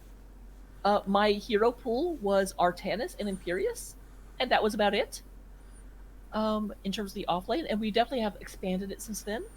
But it was a very, very easy sell for me to get my mind around. Okay, so I need to not sit up here and try and put a spear into this person every time he shows his face. Instead, go down to the middle lane and get experience. That way the whole team benefits. Because again, that's pushing the overall narrative towards victory instead of just me. Interesting. The micro narrative is Fujin learns offlane or double soakers. What's next in the macro narrative? Like, let's say, like, Car Crash Sounds, they started the season off right. That's what we like. Let's go. Victory week 1 of NGS. Fast forward, like, what's next in the story past season 11 of NGS for Fujin? So we've kind of talked about this before. Mm-hmm. I don't 100% know. My short answer is that in season 12 of NGS, then I'm hoping that Car Crash Sounds is in Division D. I definitely think we have the potential to get there, possibly higher. It depends, because I feel like we're learning more every day. I feel like we're getting better as a team at every practice. It was actually funny. We've actually scheduled a couple scrims for the rest of the week, and I was kind of like, okay, guys, I do want to play some Storm League with you guys, because I don't want to be Bronze 4. I want to keep moving up, and basically I want to move up until the point where we're all at the level I think the team actually is. Scrims are the best way to improve, but I don't know if this is a consciously part of my decision making, but I don't want to get to season 12 of NGS and then the team still has such a low MMR. They're like, well, they did really good last season, but let's have them back in Division E because they're still all, like, in bronze. I'm like, I want to move us up because I think we play better than a bronze level, and I want that to be apparent whenever that becomes time for that to matter. But again, that's not an active part of why I, was like, hey, I want to play Storm League. But as I look back on it, that might be a big part of it. We all do a lot of things for reasons we don't think about. Yeah. If you had to put a medal and a number next to Car Crash Sounds, what level do you think the team is at right now? It's not B5. What is it? So, the team as a whole or Fusion? Both. Both. The team as a whole, I think, can compete at Gold 1 level, or Gold 5 level. Got it backwards for a second. might be a little bit higher, might be a little bit lower. I think I'm probably a solid silver 4, silver 3. Like I definitely have mistakes that I need to correct. I have better decision making I can get, and I can freak out less during team fights. There was definitely a team fight that happened today that we ended up winning, but I'm pretty sure that Diva just kind of attacked whatever was in range for a while because I kind of got overwhelmed. What's your do you have a plan that you're willing to share, or some goals to get you from that silver 3 to that gold 5 level, to be on par with, like, and of course this is perceived, I'm not trying to make any assumptions here, but like that perceived silver 3 to that perceived gold 5 level? So I don't plans is probably the wrong word for it, but I would say that my short-term goal is that the the first step, like I said, in getting better was recognizing that every death, or nearly every death, is avoidable. Download the Minimap DLC, or stop chasing whenever you're in danger, or there's something you can do to get out of pretty much every single death that you suffer. So getting that number down, I'm actually pretty solid. It's funny, like I'm pretty solidly only dying twice a game anymore, which is great. But everyone else is only dying once, so not great enough. So that is how to get myself up to, I think, silver 3. Beyond that, there's just a lot of muscle memory that needs to be formed. I BMed is kind of my offlane coach, and BMed is amazing. But one of the big things he very much instilled into me very early on is that it's not scary to go against an offlaner that is comfortable with all 13 or whatever offlaners there is. It is terrifying to go into an offlaner that only knows 5 offlaners but has mastered them, because there's a lot of people that are obsessed with the meta, and like they'll pick up Gazlo because Gazlo gets good, but the people that a shout out to Volk. Volk is terrifying because when you look at Volk's play history, she can play all of the tanks, but you're like, look at her like Varian, and she has 300 games on Varian. Then you look at, and this is Volk Slays, not a Volkamer. When you look at her Johanna, she has over 3,000 games of Johanna, and you just see that number and you're like. And coincidentally, I will say, in the games earlier, the game she won was the game she had Johanna. I'm not saying that was the reason. In fact, I think there's a lot of reasons other than that, but just pointing it out. Voxlays is an absolute beast on Joe, and a Nubarak specific. And Joe is like not as flashy, but like when Voxlays plays a Nubarak, it's always a treat to watch because she just knows how to play the bug. On the topic of sort of goals, do you have maybe, I don't know if this is something you can share, but like, do you have a sort of practice routine that you've been working on or doing lately? So, yes and no. I don't know if it's specifically a routine. The way I approach things is that I will, first of all, go into quick match and just grind a hero up until about level 5 or 10 if I want to get that hero proficient.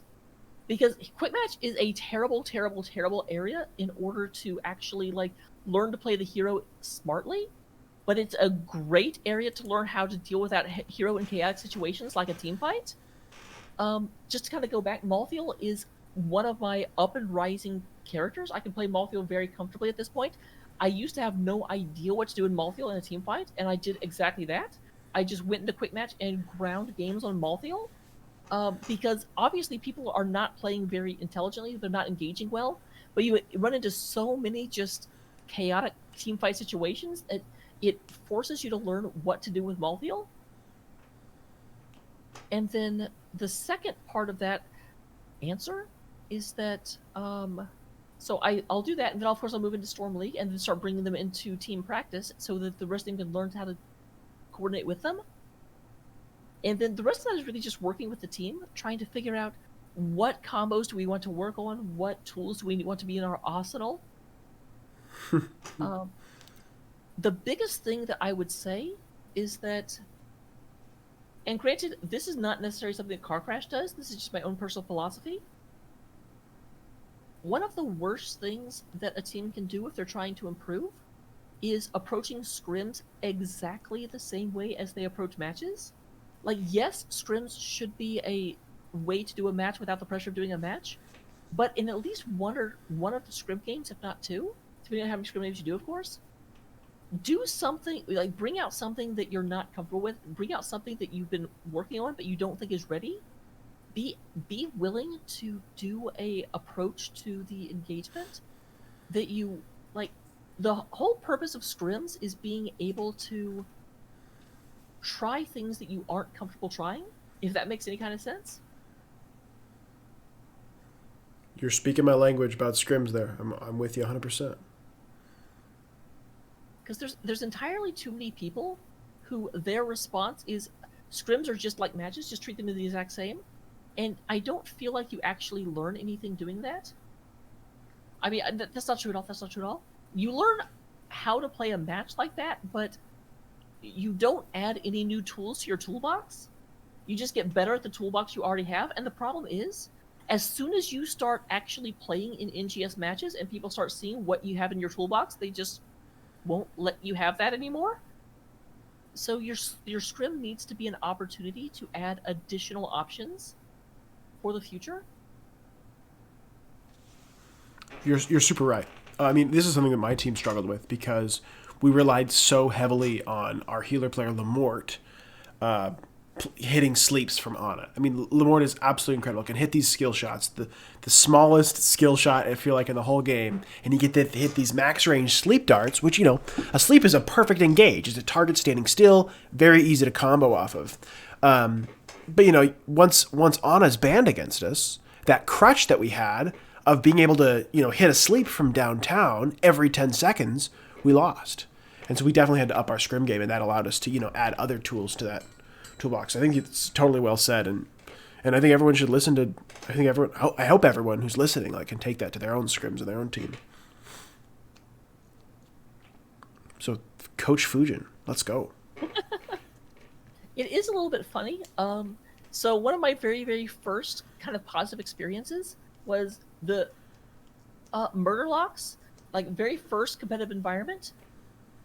If you've learned nothing about me in this time we've had together, you should have probably picked up on the fact that I am very, very bad at not talking continually. I'm very, very open-minded and open-mouthed. So the reason I bring that up and the reason I say that is because I would go in and I would scout out the other team we were playing against. I'd be like, okay, here's the heroes they have. Here's what they're likely to run. Here's what comps they're probably going to try and use on us. And at the end of every single post, I'd be like, but I'm bronze. If you guys see something I don't, don't feel like you have to coddle me in this. And eventually people were like, Fusion, everything you're saying is dead on. You don't have to keep self-deprecating yourself. And that made me feel super good. Good. I think that you deserve that validation there. I think disclaimers like that can definitely dampen the message we're trying to get across. For sure. I'm not sure. I know that the last Dev Days was a pretty lengthy event, but there was a segment about team culture in it. And I'm curious if you could kind of give us a bit of insight on what the team culture of CCS7 kind of looks like. I mean, in a word, fantastic. I don't quite know 100% how to answer that, but the thing that I like the most about CCS7, and granted, I don't have a huge breadth of experience to draw from, but as a group, whenever there is, something that is identified as wrong, everyone just works together and figures out the best way to fix it immediately. Everyone has a lot of respect for one another, and that's fantastic. I'm super, super, super happy with the way that has moved forward in our competitive play. I obviously I don't want to give a lot of information, but it's just everyone legitimately seems to care about everyone else so terribly much. There's a thing that Summer started that I adore and I need to do because I haven't actually put anything into it in a while, where we have a Google Drive like anonymous document where we can just give shout outs of things someone else on the team or even things you yourself did that were just amazing and deserve to be shouted out. And it's the reason we do it and the reason why it is so rewarding is simply that I want to say this. It's an ability to everyone can kind of stay on such a positive mindset. That's not to say that everything is just grins and happiness. Like there are some conversations that have had to be had about like where the team is going. It's funny you asked me earlier about what is the competitive future, and I know for a fact there's some people in CCS 7 that if you ask them that, their answer would be a completely non-subjective and instantaneous. There is a cap of skill they really want to get to. Like if we want to get to Grandmaster, they're like, good luck. I probably won't be able to make that journey with you.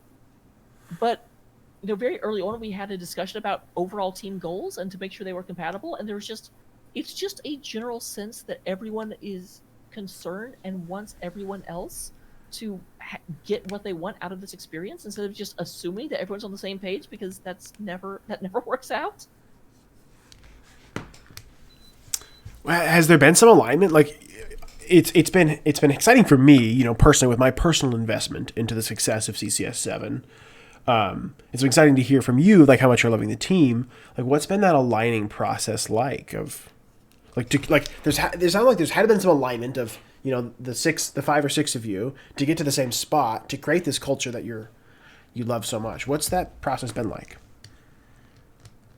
So I don't know how to answer that.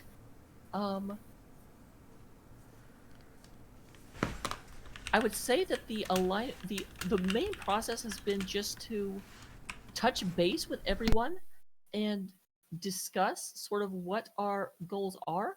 And I swear this team talks more than any other team I've ever been in. I think another one of the big things that we've done that really helps or really helped with this process was there was a very early agreement amongst everyone on the team.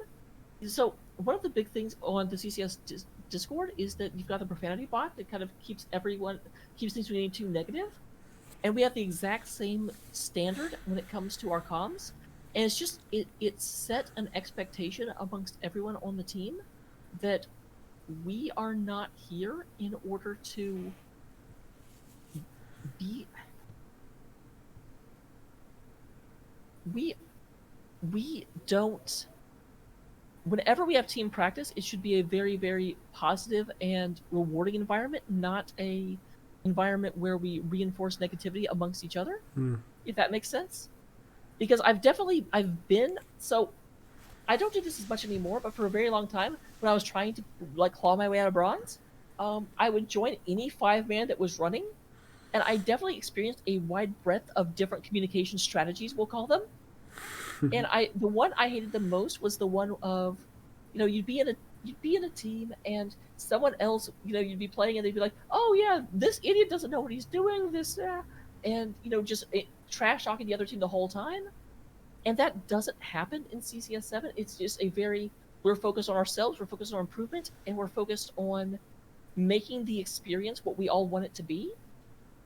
And so I don't think any of us actually get joy out of denigrating the other team, even if they have no idea we're doing it. Well, I am not sure I at all answered the question. I'm sorry. No. I mean that's good. I mean, you've given us an insight here, because we're all outsiders. We're not sitting in your match comms, your scrim comms. You've given us an insight to the way the CCS 7 works, and that's definitely what I was probing towards, of like what's going on behind the scenes of the team. A good culture, an intentional culture, and a one of positivity. That's powerful. Go ahead, Corinne. I was gonna say it sounds super wholesome, especially contrasting it in my mind to CCS5, Ken Cleanse Salt. Those people are toxic as heck, man. Yeah, shout out to Summer, probably keeping things excellent. Um, you've mentioned this a couple of times, Fujin. As we're wrapping up here, you said there are some questions that you prepared to answer. What of those questions have we not asked that you wish we would have? Like, what did you prepare that we haven't asked you yet? So I definitely expected you guys to talk about the early days of HOTS. I expected to be asked about the whole div mod progression. Mm-hmm. There are a couple of questions that didn't come up that I kind of expected to. I think the big one. Oh, this is a bombshell. I'm not 100% sure that I want to drop, and I'm going to. So, I think most everyone that is in chat is aware that, obviously, in a little bit of the missing time in my storyline, there was a it's kind of we've kind of hinted around it, but a lot of the whole about how I feel better about myself was obviously I did transition about at the beginning of 2020, which is a lot of the reason why I feel as good about myself as I do. What's actually really funny about that is that I didn't bring this up before, but I guess I'll go ahead and because I was ready to talk about it, and so why not? A lot of my like history with competitive HOTS, I never played on a team, but I actually did do some casting way back for Heroes Lounge under the before times. And no, I won't say who I was casting as back then because I do not want the two identities really linked. But what I will tell you is that I might have had a little bit of moderation experience under that guise as well. So have fun trying to figure that out. That's awesome, though. You've sent there'll be a manhunt now to figure out this old identity. I think. Sorry, go on. And I do think, like, again, I will say I try not to focus on it too much because I don't know how much of the average viewer of like the CCS podcast is going to be super like into talking about that. But if anyone is interested, if you want to know any information about that, my DMs are open. I'm completely open to talking about it. For sure. And I think that it's awesome that that you've been able to, like, after like experiencing all that, still be able to maintain passion and interest in this community. Because I know that a lot of times it can be hard when you're involved in the community to kind of have like memories and relationships established in it, and for it to be kind of tough. But it's amazing that you've been able to continue this. And I mean, hey, like, you're a div bot in NGS, right? Like, before CCL, like the biggest grassroots HOTS community, right? Like, you're moving up through the ranks. Like, I just want to say I think it's fantastic. I will say that's one of the great things about CCS7 is that I have an obsessive need to have my camera on, and they absolutely do not mind the fact that I turn it on every chance I get. Every once in a while, people get weirded out because they're like, "Do I need to turn my camera on?" I'm like, "I don't care." I joked with Stoic actually before the show that when they were looking for someone, they were like, the biggest thing we have to worry about in trying to get people to come onto the podcast is that people are so shy about actually turning their camera on because they're just a voice. We can't get Fujin to turn her damn camera off, so. Yeah, it is interesting. I've I get to peek over at Summer's screen and see your camera on there, and I think it's exciting. Like, I'll be honest, part of the community chat show has come about because like there's something like we're all so close, and I'm like not. I try not to be corny, but I actually am really corny. But there's something familial about what I feel, at least towards CCS, and like having this opportunity to see people face to face and talk face to face rather than just being like the flickering like random picture of Marcus Aurelius that I pulled off the internet. Like, that's not me. Like, it's empowering to be able to like to have this experience to share our like our real life faces with each other.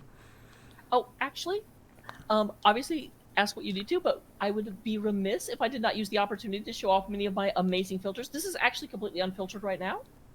But hit us with the filters. I'm famous for having so many different filters that I use. You can kind of tell how good my mood is by how much or little filter there actually is.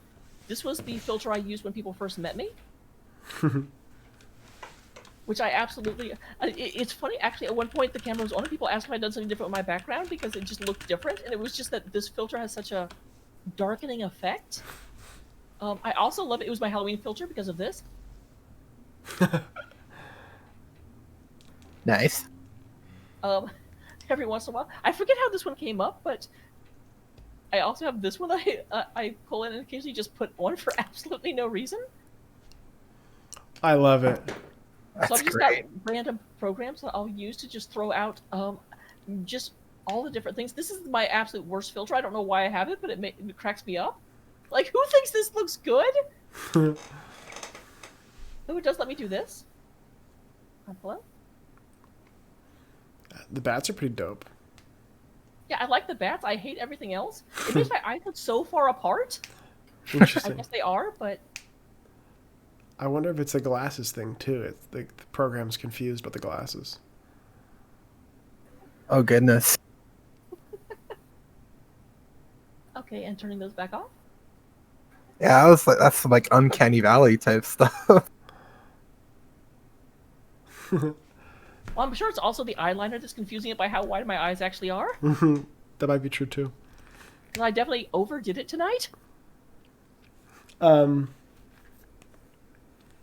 I appreciate you being willing to share, a little bit up there about the transition, and that gives us a little bit of, color on the story you told earlier about, the confidence and things. Are there other questions that you prepared for that we didn't really answer? Maybe we can have a whole nother episode about, the transition, like Fujin's transition. But like for this, is there other stuff you prepared tonight that we didn't go into? I'm trying to think back.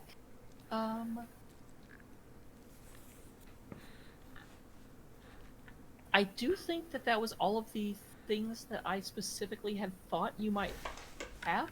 About the only other thing that I had considered was there. So there was a point where and you may have seen this in the chat. So I talked before about like the big breakthrough moment for me was realizing that my death, even if I trade, is costing the team. And so minimizing my own deaths is more important than getting those kills. I can still force someone out of the lane, even if I, am not able to actually finish the job, so to speak. There was a moment about, I'll say a week and a half ago, where I realized that is actually a truism for the entire team, not just for the offlaner. And so I was kind of prepared to talk about that. I didn't know if you would have seen it because I had a massive like diary post. It was like 3 full-length posts, kind of like talking about this revelation, and I love the reaction to it too. The response that came right after it was just that said, it's like that is I have nothing to add to it, but I agree, and that was like the whole response. It was just like wow. But so a little bit of backstory: there had been a game we had played, and I'm sure everyone has had this moment. I'm not going to say who was playing what because I don't want to like call out anyone when I'm telling a bad story about the team. But we had been at the gate for, obviously, the keep gate, and one of our players had gotten picked off, and so retreat was called. Everyone falls back, but the Johanna, I think it was, but the tank was being super over-aggressive, just really trying to catch up to us, and one of our DPS was like, oh, I can secure this kill as I run away. And so they turned around and did a little bit of damage and almost killed the Johanna, to be fair, but ended up getting close enough to the enemy Zul. Zul was able to bone prison. They got picked off. And I realized in analyzing that it's kind of the same principle.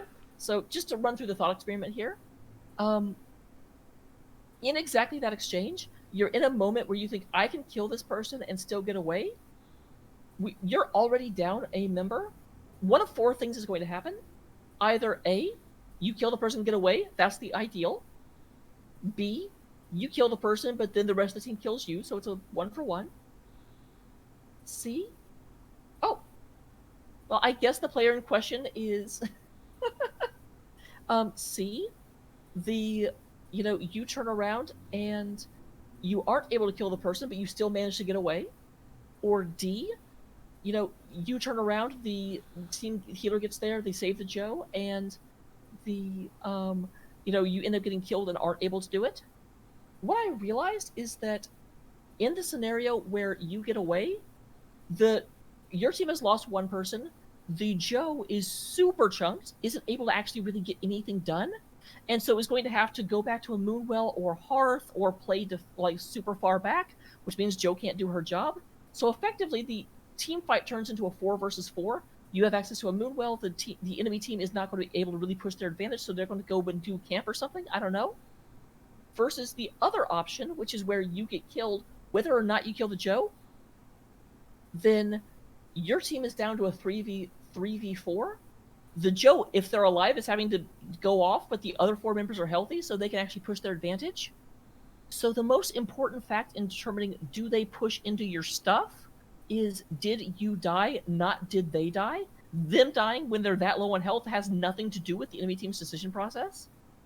So it kind of ends up being the same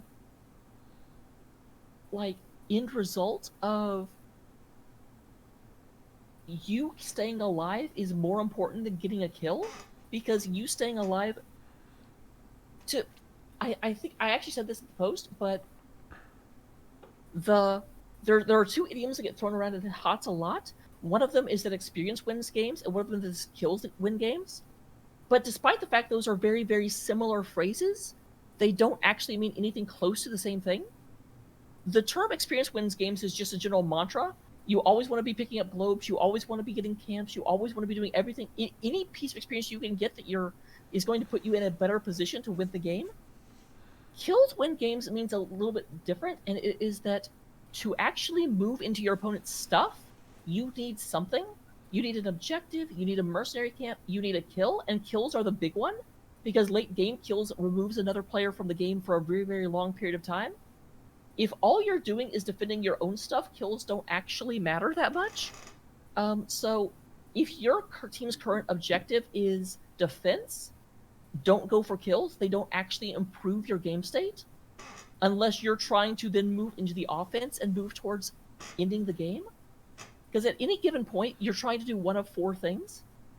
You're trying to push for the Nexus, whether that's through a fort or whatever. You're trying to keep them away from your stuff. You're trying to secure an area of the map.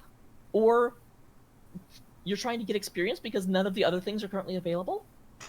And unless you're actually trying to push into their stuff, kills don't matter as much as we think they do. I know I said that like 3 times, but it's important. No, what you've described is so important.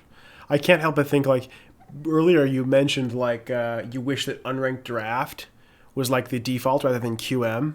I think that I wish, I was thinking about this then, like, I wish there was a better onboarding experience for a new player, because Uther does a fine job of like teaching you how to press buttons and like what the different minion, this is a minion and this is a boss, but like Uther doesn't doesn't start you on a path to learn the principles that you've just described, because you're right, like mathematically it's not worth it to try to get a pick, and so like that learning that you've done is definitely the foundation of being successful in competitive HOTS. For sure.